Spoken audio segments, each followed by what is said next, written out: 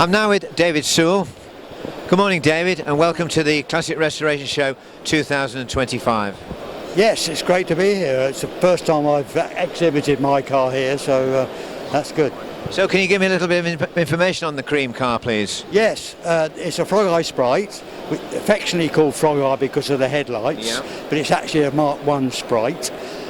It's a car, originally I owned a Frog Eye Sprite before I got married, so the opportunity came in late 89, something like that. A few years later, one came up for sale, so I bought a wreck and I've restored it. It took me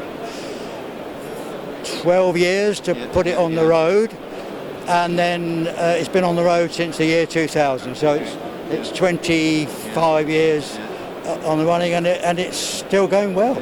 Well, I had a Frog Eye Sprite and I sold mine in 89. Ah! But it's not that one. It's not that one, yes.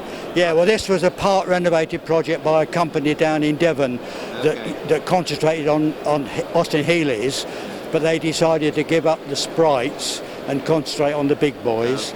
So effectively, my brother-in-law and I bought him out. So we bought two Frog Eyes and bits and pieces. So does it now? From what I remember, the rev counter was driven off the back of the dynamo. Absolutely. Have you still got that with the 4-to-1 gearbox? I think it was. Yeah. Yes, exactly. They're like hen's teeth now. But yes, I wanted, when I built the car, because I'd already owned one, I wanted it to be original as much as I could. Yeah. And I could have put a bigger engine in. I could have done. So I've kept it original, which includes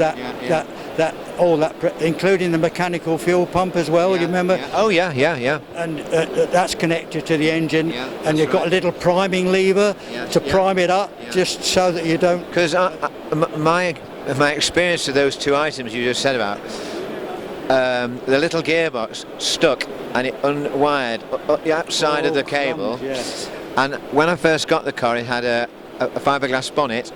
Yes. And it kept overheating. Yes. And I put a little bit of the old, what they call an elephant's trunk, up to the to stop it. It was vaporizing basically. Yes. But obviously, when you got rid of the fiberglass bonnet, put the metal bonnet on, it cleared all that. Now, talking about the metal bonnet, you know how heavy they are. Oh yes. Yes, I do. Well, I've solved that problem. I have gas struts now on that bonnet.